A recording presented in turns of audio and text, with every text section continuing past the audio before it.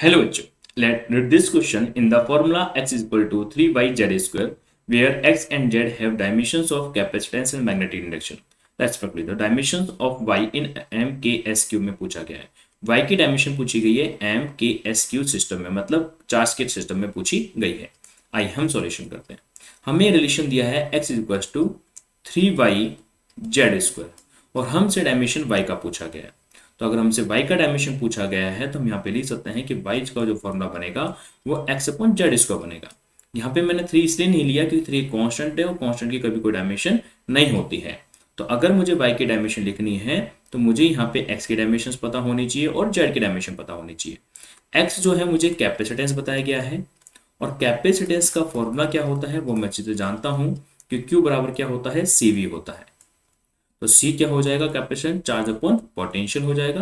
तो हम यहाँ पे जानते हैं और पोटेंशियल जो है वो हम जानते हैं कि वर्क डन अपॉन चार्ज होता है, तो वो Q स्क्वायर हो जाएगा। तो फाइनली हम यहाँ से कैपेसिटेंस का फॉर्मूला देख पा रहे हैं, चार्ज का स्क्वायर अपॉन वर्क डन हो जाता है। मतलब कैपेसिटेंस का फॉर्मूला चार्ज का स्क्वायर अपॉन वर्क डन हो गया। तो चार्ज के फॉर्म में ही डायमेंशन पूछी तो Q स्क्वायर ही रखेंगे और वर्क का डायमेंशन हम जानते हैं कि m1 L2 T-2 होता है। तो फाइनली x का डायमेंशन क्या हो जाएगा, यहाँ पे m-1 L-2 t की पावर 2 और q की पावर 2 हो जाता है। ये हमारा x का डायमेंशन हो गया। इसी प्रकार से हमें y का डायमेंशन निकालना होगा। y का डायमेंशन के लिए हमें पहले z की डायमेंशन की जरूरत होगी, तब भी हम y का डायमेंशन कैलकुलेट कर पाएंगे। तो अगर हमें z की डायमेंशन कैलकुलेट करनी है तो z हमें क्या बताया गया है, z हमें यहाँ पे मैग्नेटिक इंडक्शन बताया गया है। मैग्नेटिक इंडक्शन बताया गया है, मतलब मैग्नेटिक इंडक्शन का मतलब B पूछा गया है। तो इसका फॉर्मूला हम जानते हैं कि फोर्स का जो फॉर्मूला होता है, मैग्नेटिक फोर्स का फॉर्मूला वो IL इंटू बी होता है। ये मैग्नेटिक फोर्स का फॉर्मूला होता है। तो अगर हमसे मैग्नेटिक फील्ड या मैग्नेटिक इंडक्शन की डायमेंशन पूछी गई है तो फाइनली वो magnetic force upon current into length हो जाएगी। और हम जानते हैं कि जो करंट होती है वो हमेशा चार्ज अपॉन टाइम होती है, तो टाइम ऊपर चला जाएगा। तो फाइनली अगर हमें मैग्नेटिक इंडक्शन की डायमेंशंस निकालनी है तो हमें यहाँ पे फोर्स की डायमेंशंस, टाइम की डायमेंशन, चार्ज की डायमेंशंस और लेंथ की डायमेंशन पुट करनी होगी।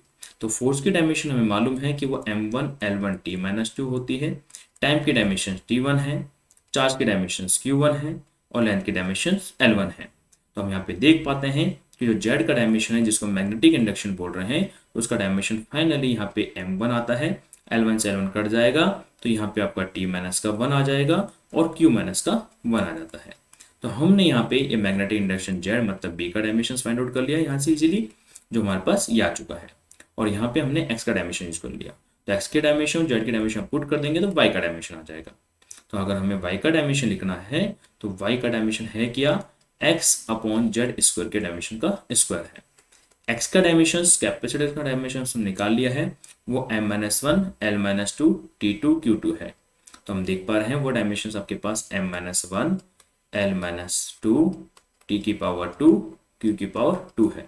और वही डायमेंशन हम यहाँ पे z का भी देख पा रहे हैं कि जो z का डायमेंशन है, मैग्नेटिक इंडक्शन का डायमेंशन है, वो हमारे पास m1 T-1 Q-1 है। वो हमारे पास m1 T-1 और Q-1 है और इसकी पावर 2 है। तो फाइनली हम जब देखेंगे तो ये m-1 L-2 T की पावर 2 Q की पावर 2 है। नीचे पावर 2 को मल्टीप्लाई करेंगे तो m की पावर 2 T की पावर -2 Q की पावर -2 हो जाएगा।